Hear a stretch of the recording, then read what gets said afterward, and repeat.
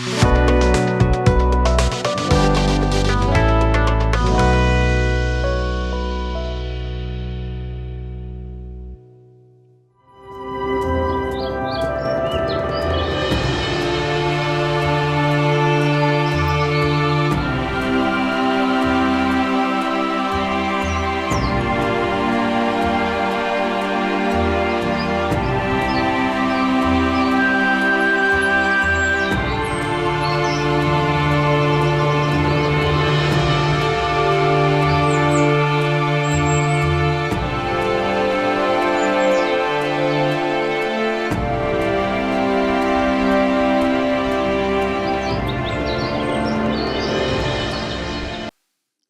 जीशु ख्रीष्ट अति बहुमूल्य नाम संपर्क इंडिया द्वारा प्रस्तुत कार्यक्रम नुआ सकाल आशार आज अध्याय में आपण स्वागत जनाए। प्रभु आपण मान प्रत्येक को बाहुल्य रूपे आशीर्वाद करंतु। आज जो प्रसंग रे आमे प्रभु का वाक्य आलोचना करबा ध्यान करबा आलोच्य प्रसंग होची आराम क्षेत्र रु बाहर हुओ। आराम क्षेत्र रु बाहर हुओ माने आपनकर कंफर्ट जोन रु आपण बाहर होबा पई प्रस्तुत होंतु। एवरी 13 अध्याय तार 11 पदरु 13 पद पर्यंत मु पढ़िबा पई चाहे लेखा जाउछि। कारण जो सबु पशुर रक्त पापार्थक बलि स्वरूपे महाजाजक द्वारा महापवित्र स्थान को अणा जाए से सबु पशुर शरीर छाउणीर बाहर दग्ध हुए। एथि निमंते यीशु मध्य अपना रक्त द्वारा जेपरी लोकों को पवित्र करती एथिपाई नगर द्वार बाहर मृत्यु भोग कले। अतएव आस आम्भे माने ताहांको परि निंदा सह्य करी छाउणीर बाहर ताहांको निकट को जाऊ।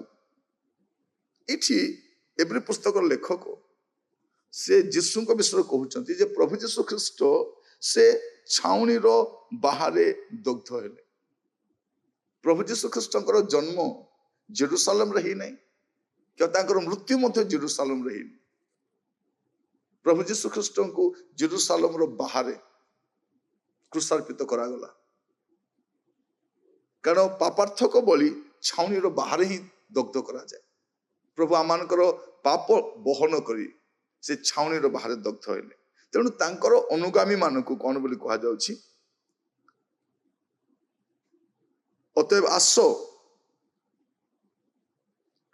आम्भे माने ताहांको परि निंदा सह्य करी कहा परि यीशुको परि निंदा सह्य करी।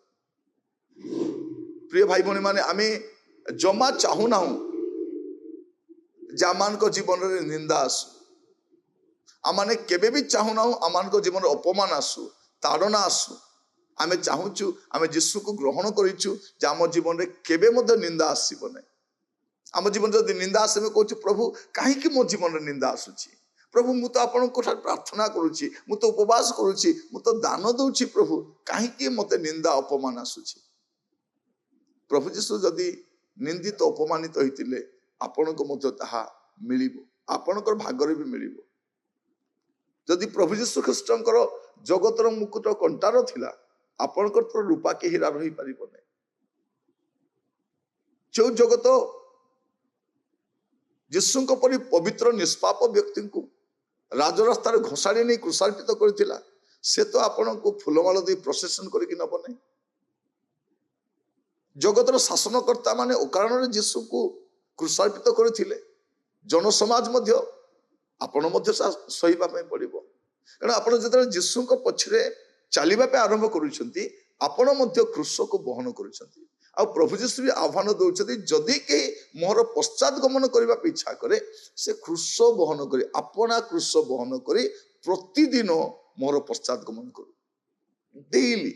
तो कौन लिखा जाउछि तते आस आबे माने ताहांको परि निंदा सह्य करी छाउणीर बाहरे ताहांको निकट को जाऊ। छाउणीर बाहरे माने आपण जो सुरक्षा रे रहिचंती जो सुविधा रे रहिचंती से आराम क्षेत्र को छाड़ी की परित्यक्त हेबा पाई निंदा पाइबा पाई आमे बाहरी जीवार अछि। गोटे समय आसीबो आपण को निज लोक मान भी आपण को साथ देबे नै। आपण जो मान को गहन रछंती से मान भी निंदा करिवे। जो मान आपण को ଘୁରି ଘୁରି ଭୁରି ଭୁରି ପ୍ରଶଂସା କରୁଛନ୍ତି ଦିନେ ସେମାନେ ଆପଣଙ୍କୁ ଅପମାନ କରିବେ। ଆପଣ ନିଜ ଲୋକ ଆପଣଙ୍କ ବିରୁଦ୍ଧରେ କଥା ହେବେ। ପ୍ରଭୁ ଯୀଶୁ କହୁଛନ୍ତି ମୋର ସୁହୃଦୟ ଯାହାକୁ ମୁଁ ଖାଇବାକୁ ଦେଲି, ଯେ ମସ୍ତ ବସିଲା, ସିଏ ମତେ ବିକ୍ରି କରିଛି, ସେ ମୋ ପ୍ରତି ଗୋଇଠା ଉଠେଇଛି। ପ୍ରଭୁ ଯୀଶୁ କହୁଛନ୍ତି ଏଇ ଯୋଉ କ୍ଷତ ଦାଗ ମୁଁ ପାଇଛି ଏଟା ମୋର ବନ୍ଧୁର ଗୃହରୁ ପାଇଛି। ତ ଆପଣ ମନେ ରଖିଥାନ୍ତୁ ଯେ ଆପଣଙ୍କର ଅତି ଘନିଷ୍ଠ, ଅତି ପ୍ରିୟ, ଅତି ଆପଣାର, ଅତି ଅତି ଅତି ଏମାନେ ହିଁ ଇତି ହେବେ। ଏମାନେ ହିଁ ଗୋଟେ ସମୟ ଆସିବ ଆପଣଙ୍କୁ ପରିତ୍ୟାଗ କରି ଦୂରେଇ ଯିବେ। ତେଣୁ ଆପଣ ମନେ ରଖିଥାନ୍ତୁ ଛାଉଣୀର ବାହାରେ ଯିବା ପାଇଁ ପଡିବ। ଆମର ଆରାମ କ୍ଷେତ୍ରରେ ଆଜି ଖ୍ରୀଷ୍ଟିଆନ ମାନେ ସମସ୍ତେ ଆରାମ କ୍ଷେତ୍ରରେ ରହି ଭାବୁଛନ୍ତି ଏମିତିକା ରହିଥିବ, ଏମିତିକା ଘର ମୋର ରହିଥିବ, ଏସିରେ ମୁଁ ବସିଥିବି, ଆରାମରେ ରହିଥିବି, ମୋର ଗାଡି ଚଲାଉଥିବି, ମୋ ବ୍ୟାଙ୍କ ବାଲାନ୍ସକୁ ଏନ୍ଜୟ କରୁଥିବି, ମୋର ସୁଟ୍, ମୋର ବୁଟ୍, ମୋର ଶାଢ଼ୀ, ମୋର ସମସ୍ତ ପ୍ରକାର କସ୍ମେଟିକ୍ ଜିନିଷକୁ ମୁଁ ଉପଭୋଗ କରୁଥିବି। ନାଇଁ, ଗୋଟେ ଟାଇମ୍ ଆସିବ ଆପଣଙ୍କୁ ଏ ସବୁ ଛାଡି ଦୌଡ଼ିବାକୁ ପଡିବ। ଭାରତରେ ଯୋଉ ପ୍ରକାର ତାଡନା ଏବେ ପର୍ଯ୍ୟନ୍ତ ଆସିନାହିଁ, ସେ ତାଡନା ଆଗକୁ ଆସିବା ପାଇଁ ଯାଉଛି। ମୁଁ ବାରମ୍ବାର କଥା କୁହେ, ଆପଣ ଏହି ଭ୍ରମରେ ରୁହନ୍ତୁ ନାହିଁ। এই ପ୍ରସ୍ପେରିଟି ଟିଚିଂ ଆପଣଙ୍କୁ ଭ୍ରମିତ ନ କରୁ, ଏ ସ୍ୱାସ୍ଥ୍ୟ ସମୃଦ୍ଧିର ଶିକ୍ଷା ଆପଣଙ୍କୁ ଭ୍ରମିତ ନ କରୁ ଯେ ତାଡନା ଆସିବ ନାହିଁ। ଲେଖାଯାଉଛି ଛାଉଣୀର ବାହାରେ ଯିବା ପାଇଁ, ଆପଣଙ୍କ ଆରାମ କ୍ଷେତ୍ରରୁ ବାହାରକୁ ଯିବା ପାଇଁ, ନିନ୍ଦା ସହ୍ୟ କରିବା ପାଇଁ, ଅପମାନଜନକ ମୃତ୍ୟୁଭୋଗ କରିବା ପାଇଁ ଆପଣ ପ୍ରସ୍ତୁତ ହେଇଥାନ୍ତି। ପ୍ରଭୁ ଯୀଶୁ ଯେପରି କୌଣସି ତ୍ରୁଟି କରିନାହାନ୍ତି, ତାଙ୍କ ମୁଖରେ ଛଳ ବାକ୍ୟ ନଥିଲା, ସେ କାହାରି ଅନିଷ୍ଟ କରିନାହାନ୍ତି, ତଥାପି କ୍ରୁଶିତ ହେଲେ। ପ୍ରଭୁ ଆପଣଙ୍କୁ ପ୍ରସ୍ତୁତ କରନ୍ତୁ କ୍ଲେଶ ମଧ୍ୟ ଦେଇ ଯିବା ପାଇଁ, ସମସ୍ୟା ମଧ୍ୟ ଦେଇ ଯିବା ପାଇଁ। ତେବେ ଆପଣ ଛାଉଣୀର ବାହାର, କାହିଁକି ତ ତଳ ପଦ ସ୍ପଷ୍ଟ ଲେଖାଯାଉଛି 14 ପଦରେ, ଏଠାରେ ଆମମାନଙ୍କ ଚିରସ୍ଥାୟୀ ନଗର ନାହିଁ, କିନ୍ତୁ ଆମେ ମାନେ ଆଗାମୀ ନଗରର ଅନ୍ୱେଷଣ କରୁଅଛୁ। ଏଇଠି ରହିବାର ଜାଗା ନାହିଁ। ଆପଣଙ୍କର ନିଜର ଘର ହେଇଥାଇପାରେ, ଆପଣଙ୍କର ପଟା ଲ୍ୟାଣ୍ଡ ଥାଇପାରେ, ଆପଣଙ୍କର ନିଜର ଦେଶ ହେଇପାରେ, ନିଜର ସମାଜ ହେଇପାରେ, କିନ୍ତୁ ଏଇଟା ଆପଣଙ୍କ ସଦାକାଳ ରହିବାର ଜାଗା ନୁହଁ। ଆପଣ ଏଇଟା ପରିତ୍ୟାଗ କରିକି ଯିବେ। ତେଣୁ ଆପଣ ଆରାମ କ୍ଷେତ୍ରରୁ ବାହାର ହେବା ପାଇଁ ପ୍ରସ୍ତୁତ ହୁଅନ୍ତୁ। ପ୍ରଭୁ ଆପଣଙ୍କୁ ଆଶୀର୍ବାଦ କରନ୍ତୁ। ପ୍ରାର୍ଥନା କରିବା। ଅନୁଗ୍ରହକାରୀ ପିତା ପରମେଶ୍ୱର, ଆପଣଙ୍କୁ ଧନ୍ୟବାଦ ଦଉଛୁ। ଆପଣ ବାକ୍ୟ ଦ୍ୱାରା ଆମ ସହିତ କଥା ହେଇଛନ୍ତି। ପ୍ରଭୁ ଆଜି ଅନେକ ତାଡନା ଦେଇ ଗତି କରୁଛନ୍ତି, ଆଉ ଅନେକଙ୍କ କତିକି ତାଡନା ପହଞ୍ଚି ପାରିନାହିଁ।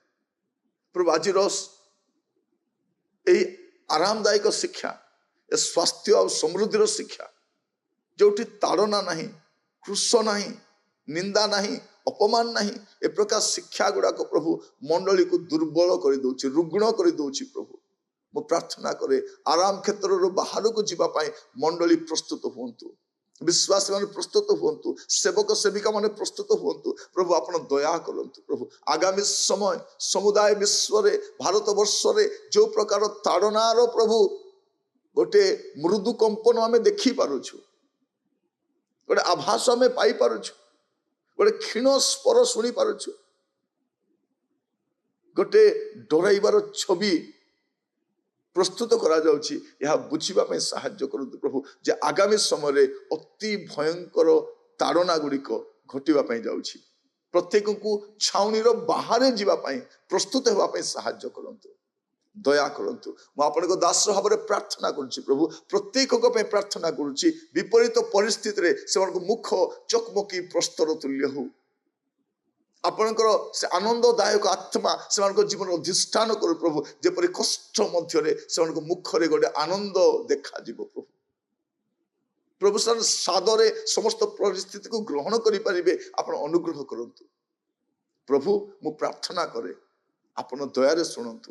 ପ୍ରତ୍ୟେକଙ୍କୁ ଆପଣ ହସ୍ତ ରଖି ପ୍ରାର୍ଥନାଟି ମୋର ପ୍ରାଣର ପ୍ରିୟ ଯୀଶୁଙ୍କ ନାମରେ ମାଗିଲି, ଆମେନ୍ ଆମେନ୍। ପ୍ରଭୁ ଆପଣ ମାନଙ୍କ ପ୍ରତ୍ୟେକଙ୍କୁ ବାହୁଲ୍ୟ ରୂପେ ଆଶୀର୍ବାଦ କରନ୍ତୁ। ଆସନ୍ତା ଅଧ୍ୟାୟରେ ଜଡ଼ିତ ହେବା। ବିଦାୟ ଦିଅନ୍ତୁ। ନମସ୍କାର।